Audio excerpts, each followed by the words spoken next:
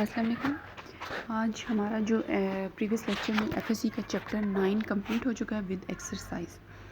तो अब हम जो है चैप्टर 10 पे जाने के बजाय जो है अब अपने एक दफ़ा कंटेंट्स को डिस्कस कर लेते हैं। चैप्टर 1 हमने किया है data basics, chapter 2 basic concepts and terminologies of database, chapter 3 हमने किया है database design process and chapter 4 data integrity and normalization. उसके बाद चैप्टर 5, 6 और 7 स्किप किया था हमने, तब छोड़ दिया था। फिर हम चैप्टर 8 पे गए, getting starting with C, and chapter 9 elements of C. तो हमारे जो फर्स्ट 9 चैप्टर्स हैं उनमें से 5, 6 और 7 ये आते हैं प्रैक्टिकल से रिलेटेड चैप्टर, जिनको हमने तब छोड़ दिया था। तो अब हम जो 5, 6, 7 चैप्टर हैं इनको कम्प्लीटली नहीं करेंगे। प्रैक्टिकली हम इनको जब कॉलेज ओपन होता है तो लैब में करेंगे, और जो इनमें इम्पोर्टेंट क्वेश्चंस हैं वो मैंने नोट डाउन किए हैं। जो आपके पास्ट पेपर्स हैं बुक के एंड पे, उनमें बार बार वो क्वेश्चन रिपीट हो रहे हैं।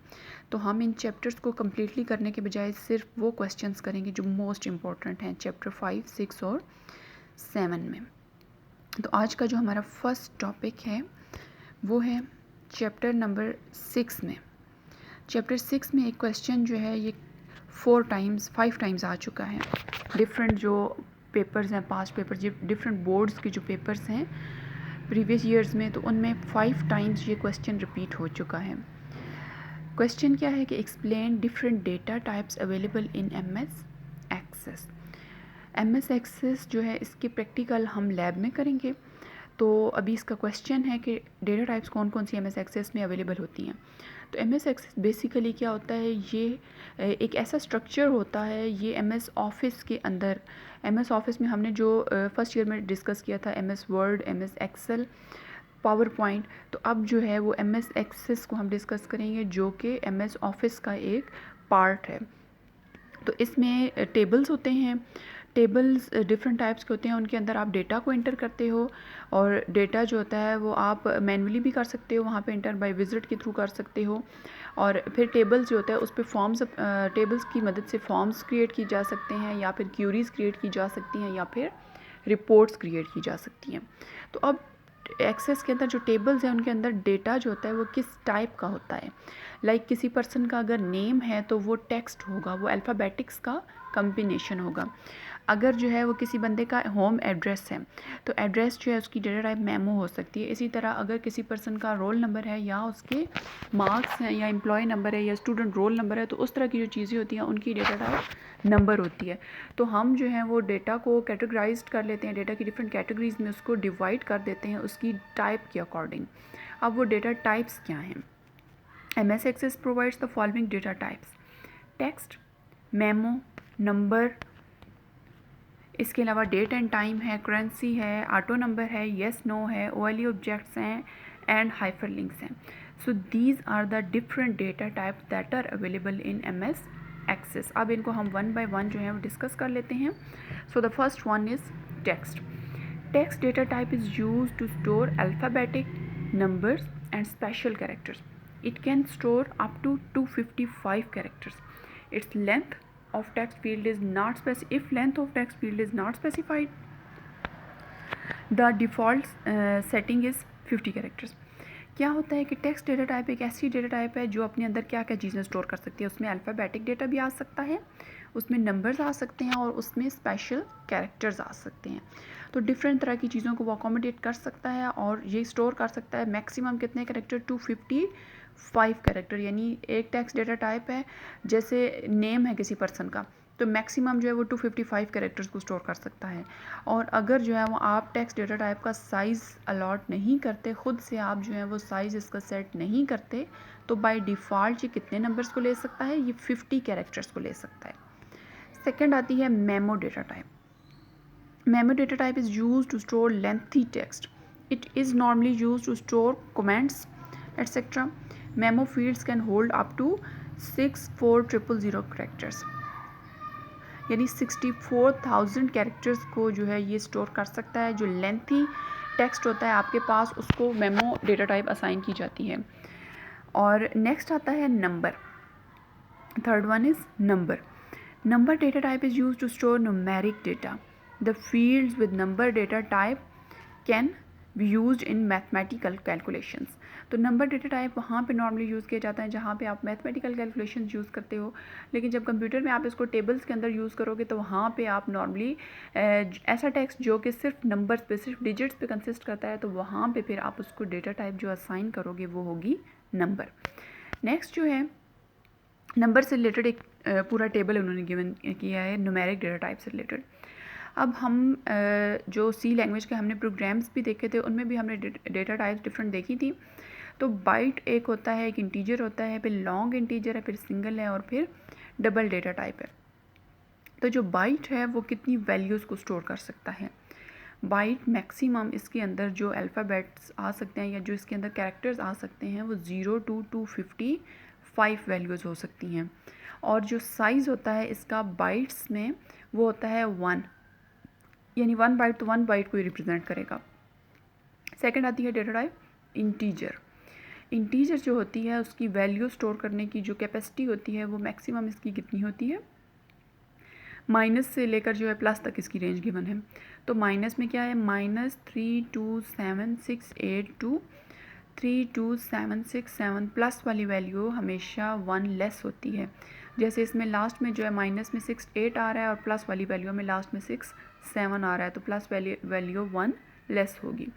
और इंटीजर का जो साइज़ होता है वो कितना होता है, बाइट्स में 2 बाइट्स, यानी मेमोरी में ये 2 बाइट्स रिजर्व करती है. नेक्स्ट आती है लॉन्ग इंटीजर. लॉन्ग इंटीजर जो होती है ये इंटीजर वैल्यूज़ को ही स्टोर करती है लेकिन ज़्यादा जो वैल्यूज़ ज़्यादा कैरेक्टर्स पे कंसिस्ट करती हैं. अब इसकी वैल्यूज़ की रेंज क्या है, -2 147 483 648.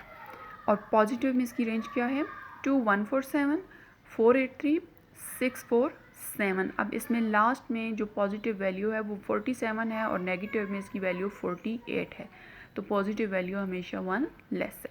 अच्छा, अब लॉन्ग इंटीजर का जो साइज़ है बाइट्स में वो कितना है, ये मैक्सिमम मेमोरी में कितने बाइट्स रिजर्व कर सकती है, ये 4 बाइट्स को रिजर्व कर सकती है. नेक्स्ट आता है single data type. Single data type की जो वैल्यूज़ हैं वो कितनी हैं, -3.14 इंटू 10⁻38 टू 3.14 इंटू 10⁻38. ये इसकी रेंज हो गई. और ये भी मेमोरी में 4 बाइट्स रिजर्व कर दिया है as that is same to long integer. Last one is double data type. Double data type single का ज़ाहिर बात है डबल होगी, सिंगल को 2 सिंगल्स को कंबाइन करो तो डबल डेटा टाइप जनरेट होगी. अब इसकी रेंज क्या है वैल्यूज़ की, -1797 इंटू 10⁻308 टू 1797 इंटू 10⁻38. एक अब इसमें -38 में है और एक +38 में है. और इसकी जो साइज़ है बाइट्स में वो सिंगल का जो है वो 2 टाइम्स है, लाइक इट इज़ 8 बाइट्स. तो ये मेमोरी में 8 बाइट्स को रिजर्व कर लेगी.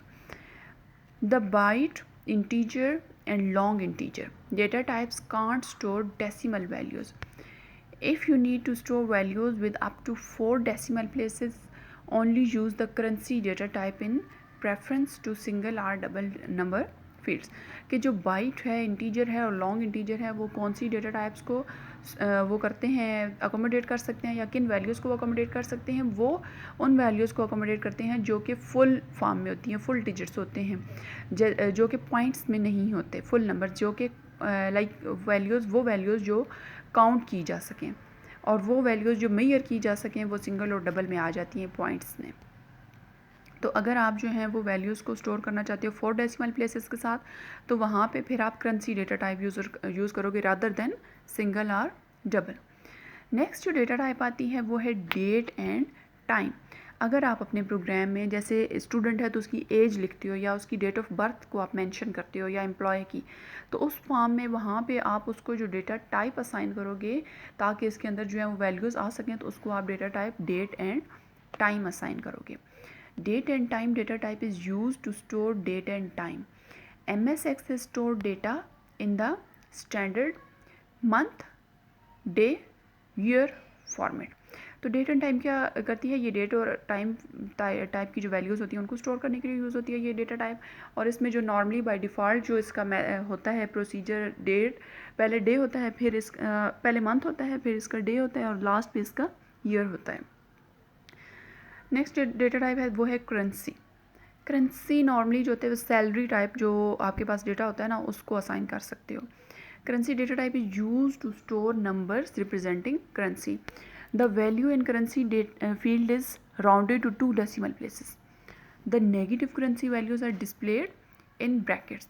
The value automatically include a dollar sign. तो जो होती हैं साइन की स्पेलिंग यहाँ पे गलत है, SIGN होते हैं।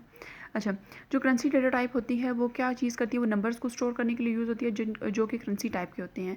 जैसे सैलरी टाइप हो गई तो ये मैक्सिमम जो है वो 2 डेसिमल प्लेसेस जो होती हैं इसमें वो ये खुद जनरेट कर देता है।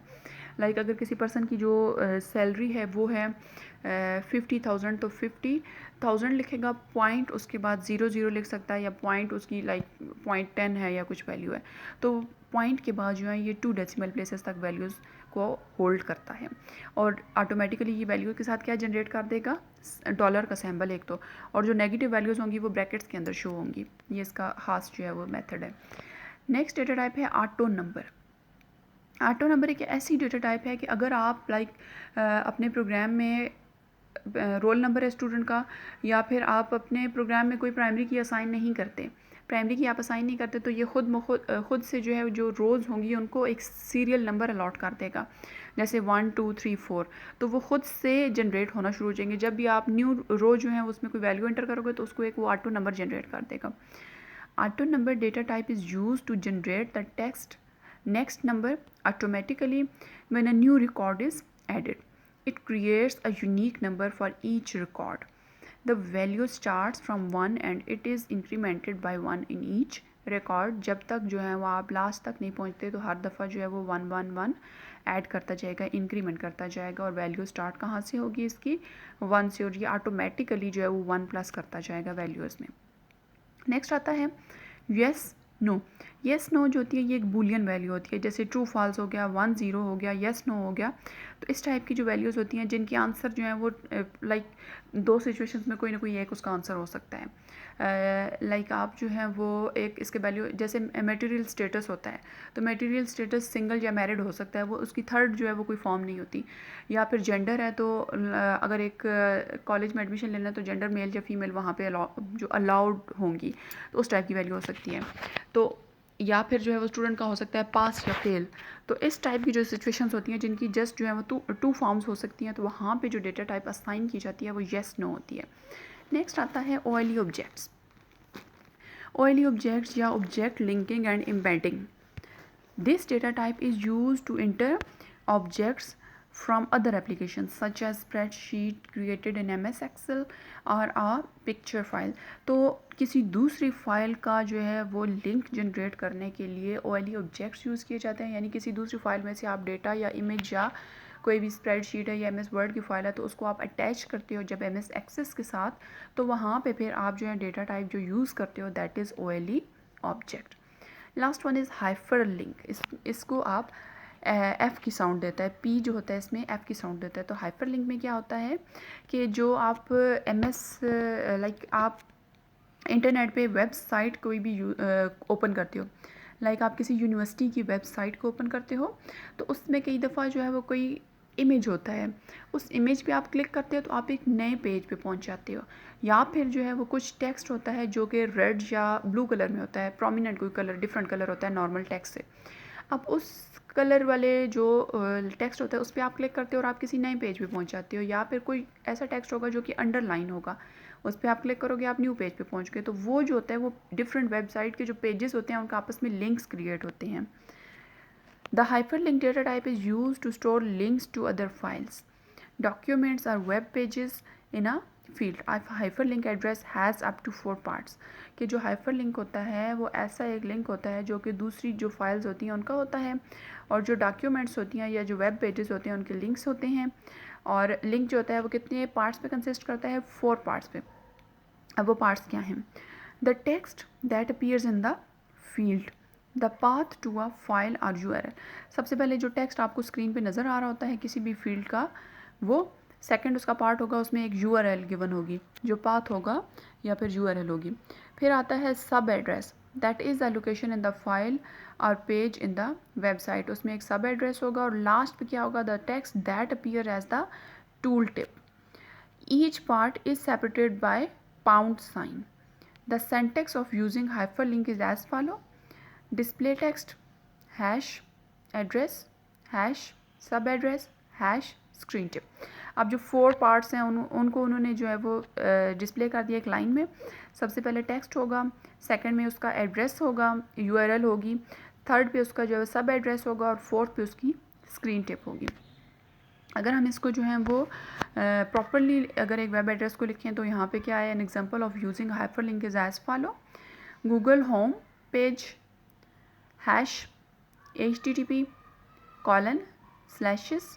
फिर आगे www.google.com और फिर हैश। अब इसमें गूगल होम क्या है, गूगल होम इसमें डिस्प्ले टेक्स्ट है।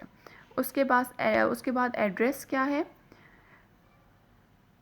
या URL इसकी क्या है, HTTP। उसके बाद लास्ट पे जो है वो इसका सब एड्रेस है, सब एड्रेस इसका क्या है, www.google.com और फिर हैश में इसकी स्क्रीन टूल टिप है। इसी तरह एक सेकंड इसका पाथ है जिसमें hash C drive C:/my documents/database MDB hash my table. तो ये भी एक पाथ है जिसमें जो है वो सेम वही जो 4 प्रोसीजर्स हैं, 4 जो इसके पार्ट्स थे वो डिफ़ाइन हो रहे हैं।